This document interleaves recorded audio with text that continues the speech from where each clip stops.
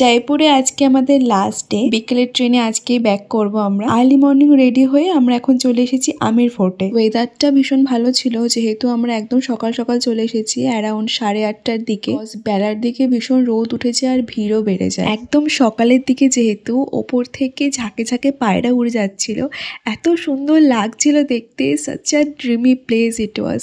বাইরে থেকেই দুর্গটাকে দেখতে এত সুন্দর লাগছিল, ভেতর থেকে কতটা না সুন্দর হবে। এই আমের ফোর্ট বা আম্বার ফোর্ট প্রথম নির্মাণ শুরু হয় 1592 সালে রাজা মান সিং এর প্রথমে শাসনকালে, যিনি ছিলেন আকবরের প্রধান সেনাপতি। পরে রাজা জয় সিং প্রথম 1621 থেকে 1667 সালের মধ্যে এই দুর্গটি সম্প্রসারণ করেন। এখন নিচে যে প্রাসাদগুলো দেখছো এখানেই ছিল যোধাভাইয়ের বাপের বাড়ি, যেখানে সম্রাট আকবর তাকে বিয়ে করতে এসেছিলেন। রাজস্থানের রাজবংশ রাজপুতদের আবাসস্থল ছিল এটা। পরে যখন মান সিং এই রাজকীয় দুর্গটা বানায় তখন সবাই এখানে চলে আসে। তারপর থেকে এটা পরিত্যক্ত অবস্থায় পড়ে রয়েছে, যেখানে টুরিস্টদেরও যাওয়ার অনুমতি নেই। এখন যে গেটটা দেখছো এটাকে বলা হতো সুরজ দুয়ার। ওটা দুর্গটাই লাল বেলে পাথর আর সাদা মার্বেল দিয়ে এই জায়গাটাকে বলা হয় দেওয়ানি আম। এখানে বসে আম জনতার সঙ্গে রাজা সাক্ষাৎ করতেন এবং তাদের বিভিন্ন সুবিধা অসুবিধার ওপর বিচার নির্দেশ করতেন। আর এটা ছিল গণেশ গেট। সামনের প্রাঙ্গণে নবরাত্রির সময় অনুষ্ঠান আয়োজন হলে রাজরানীরা ওপর থেকে তা উপভোগ করতেন। এই দুর্গের চারপাশে মোটা প্রাচীর আর গোপন সুড়ঙ্গ পথ ছিল, যেটা যুদ্ধের সময় রাজার পালানোর পথ হিসেবে ব্যবহার করা হতো। এটা মূলত প্রতিরক্ষা এবং শাসকদের আবাসস্থল হিসেবে ব্যবহার করা হতো। দুর্গের বাইরে জলের ওপর ছিল একটা বাগান, যেখানে স্যাফরন চাষ করার চেষ্টা করা হয়েছিল। পরে ব্যর্থ হলে এটা বাগান মতো হয়ে যায়।